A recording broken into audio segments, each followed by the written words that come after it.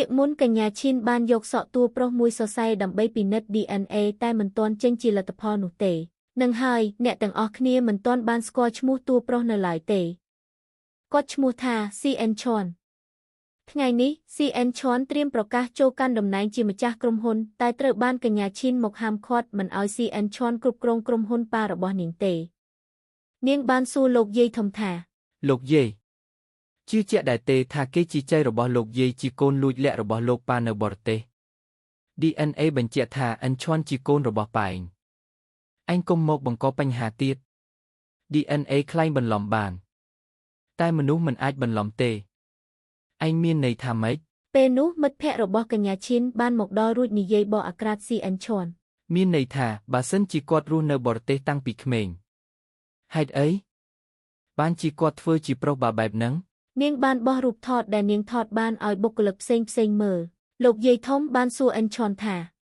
មានរឿងអ្វីកើតឡើងត្រឹមតែរូបថតមួយសន្លឹកប៉ុណ្ណោះមិននឹងអាចបញ្ជាក់បានទៅមីសើគឺជាបាធំបំផុតនៅហៃសឺខ្ញុំទៅមិនបានដែរឬមែនហើយអ្នកប្រុសអភិជនហៃសឺគឺសុទ្ធតែជាភ្ញៀវប្រចាំនៅទីនោះដឹងថាលោកនឹងប្រកែកឲ្យគាត់ចូលមកមិត្តភក្តិកញ្ញាឈិនបានហៅបុរសម្នាក់មកជួយធ្វើសាក្សីឲ្យពួកនាងតាមពិតបុរសនោះជាកូនចៅ CN Chon សោះពួកយើងមានខ្សែពួកយើងបាញ់សัตว์បានហើយរត់អត់ទាន់ទេលោកយាយធំប្រាប់ឲ្យបុរសនោះនិយាយការពិតថាគេធ្វើប្រុសបាននៅទីនោះមែនទេលោកឈិនអ៊ីឈាន់ពិតជាធ្លាប់ធ្វើការនៅក្រុមហ៊ុនពួកយើងមែនគាត់គឺជាអ្នក design កំពូលដែលពួកយើងបានអញ្ជើញមកពីបរទេសឲ្យមក design ក្លឹបរបស់ពួកយើងថាម៉េចលើកមុនលោកមិនមែននិយាយពាក្យហ្នឹងទេអ្នកនាងឈិនពេលនោះអ្នកនាងសួរខ្ញុំថាគាត់ធ្វើការនៅទីនោះមែនទេហើយខ្ញុំក៏បានឆ្លើយប្រាប់អ្នកនាងថាខ្ញុំមិនបានកុហកទេលើកមុនបានហើយចង់បង្ករឿងស្អីទៀតអេកុំនិយាយទៀតយើងចាញ់ក៏គេហើយលោកយាយធំបានប្រកាសថា CN Chon ជាចៅប្រុសបង្កើតនិងជាអ្នកស្នងមរតករបស់គាត់អាណិតតួស្រីណាស់ពីការភ្នែកហើយទ្រព្យសម្បត្តិក៏បាត់បង់ទៀតលោកយាយធំបានស្ដីបន្ទោសនឹងវ័យកញ្ញាឈិនដោយចោទនាងថាជាមេបញ្ហាលោកយាយបានលើកឈើច្រត់វាយតួឯកស្រីតែបានតួប្រុសមករងជំនួសឆ្លងចូលវគ្គបន្ទាប់កញ្ញាឈិនបានមកដល់ផ្ទះរួចឲ្យមិត្តភ័ក្តិនាងជួយលាងរបួសឲ្យក្នុងវគ្គនេះនាងនឹកឃើញការនាងជួបគ្រោះថ្នាក់ចរាចរណ៍នាងប្រាប់មិត្តនាងថានាងមិនត្រឹមតែការពារក្រុមហ៊ុនរបស់ប៉ានាងប៉ុណ្ណោះទេនឹងនៅតាមរោគឃាតករដែលសម្លាប់ប៉ាម៉ាក់នាងឲ្យឃើញទៀតកញ្ញាឈិននៅតែមិនជឿថា CN Chon ជាកូនរបស់ប៉ានាងទេថ្ងៃនេះនាងបានទទួលលទ្ធផលធ្វើតេស្ត DNA ហើយព្រឹកឡើងនាងបានទៅទទួលលទ្ធផលតេស្តតែនាងស្លុតចិត្តយ៉ាងខ្លាំងនៅពេលមិត្តភ័ក្តិនាងបានប្រាប់ថា CN Chon មានជាប់ខ្សែលោហិតជាមួយនាងសូមនិយាយបកក្រោយបន្តិចតាមពិតនេះជាការរៀបចំរបស់តួប្រុសដោយតួប្រុសបានគំរាមគ្រូពេទ្យឲ្យចេញលទ្ធផលคล้ายៗដើម្បីបន្លំនាងដល់វគ្គរើសគូស្រករដើម្បីស្នងមរតកឲ្យអ្នកទាំងអស់គ្នាក្នុងវគ្គនេះលោកយាយប្រាប់ថាប៉ាអញសរសេរបណ្ដាំមរតកមុនពេលស្លាប់គឺកូនណាក៏ដោយឲ្យតែមានចៅគឺអាចស្នងមរតកបានហើយក្រុមហ៊ុនគឺពឹងលើអញហើយលោកយាយធំបានណែនាំក្រុមមុំ2-3នាក់ទៅ CN Chon រួចប្រាប់ថាចៅពេញចិត្តមួយណាយកមួយនឹងទៅពេលនោះកញ្ញាឈិនក៏បានស្ដាប់ឮដែរពេលអ្នកទាំងពីរនិយាយគ្នាចប់កញ្ញាឈិនបានទេទូរស័ព្ទទៅបុរសដែលនាងបានគេងជាមួយយប់មុន